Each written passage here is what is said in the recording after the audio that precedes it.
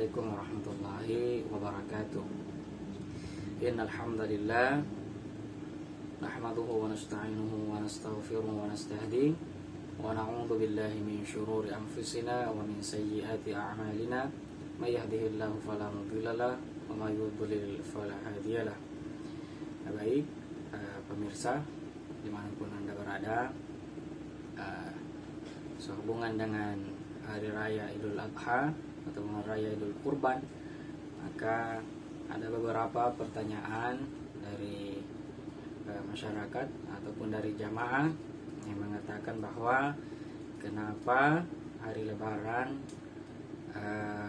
di Indonesia dalam hari ini yang ditetapkan oleh pemerintah berbeda dengan hari Lebaran yang dilaksanakan di Mekah ataupun di Arab Saudi.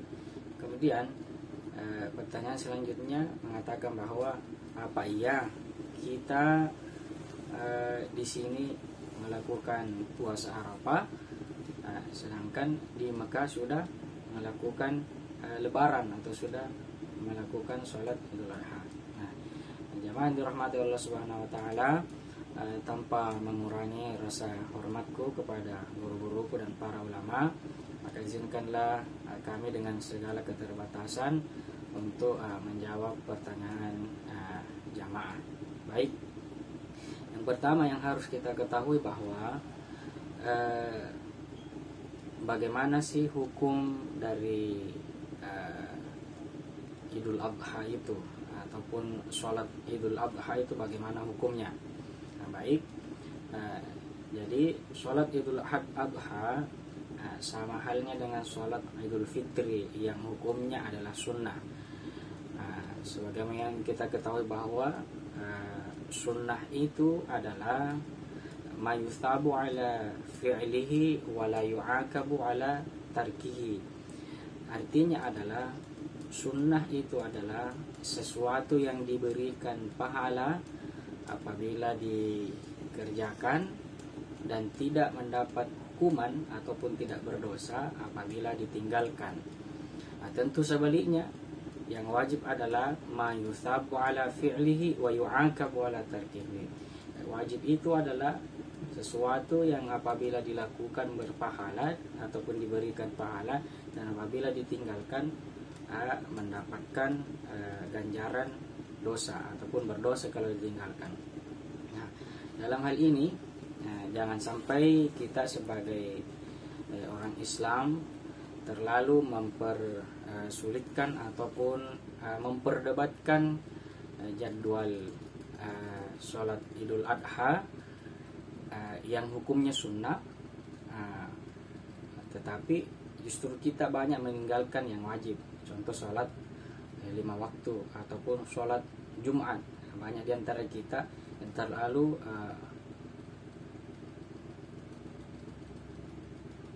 tunggu dulu, darah apa gitu.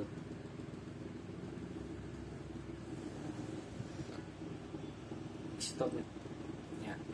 Jadi memang banyak di antara kita yang terlalu memperdebatkan yang namanya Lebaran. Justru di hari Lebarannya justru tidak pergi Lebaran, yang itu yang biasa yang terjadi. Nah, itu yang pertama, bahwa hukum sholat Idul Adha adalah hukumnya sunnah. Nah, tetapi walaupun sunnah, bukan berarti kita harus menganggap remeh. Itu adalah hal yang sangat dianjurkan oleh Nabi kita Muhammad SAW. Nah, kemudian pertanyaan selanjutnya adalah kenapa Lebaran di Indonesia berbeda dengan Lebaran di Makkah, Arab Saudi? Nah, intinya adalah perbedaan itu terjadi karena matla'. Apa itu matla'? Matla' adalah dari kata tala'a, artinya terbit. Artinya matla' adalah tempat terbitnya ataupun geografisnya Indonesia yang berbeda dengan Arab Saudi. Yang pasti imkanur ru'yanya atau kemungkinan melihat hilalnya, nah, itu pasti berbeda juga. Nah, kenapa merujuk ke hilal? Karena kenapa berpedoman kepada ayat Al-Quran Syahrul Ramadan alladzi unzila fihi al-Qur'an, bulan Ramadan itu adalah bulan di dalamnya diturunkannya Al-Qur'an.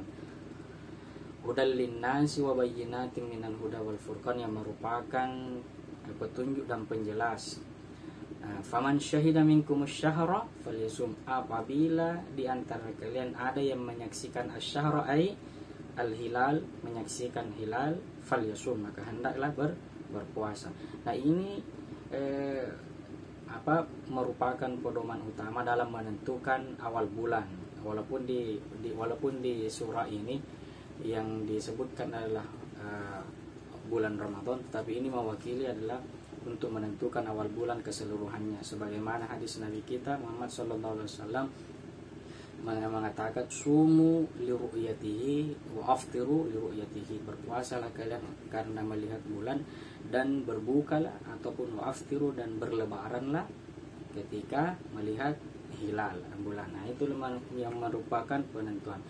Nah, menurut ilmu falak mengatakan bahwa semakin ke arah barat posisi suatu tempat ataupun suatu negara, maka semakin tinggi ataupun semakin besar ataupun semakin duluan peluangnya untuk bisa menyaksikan hilal.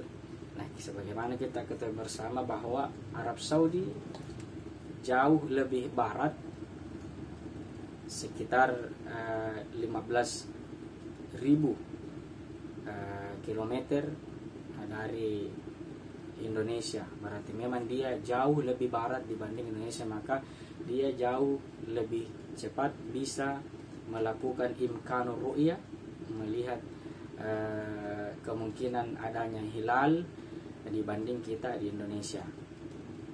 Maka dari itu, maka suatu keniscayaan bahwa suatu kepastian bahwa memang pasti terjadi perbedaan dalam menentukan awal bulan antara Arab Saudi dengan Indonesia.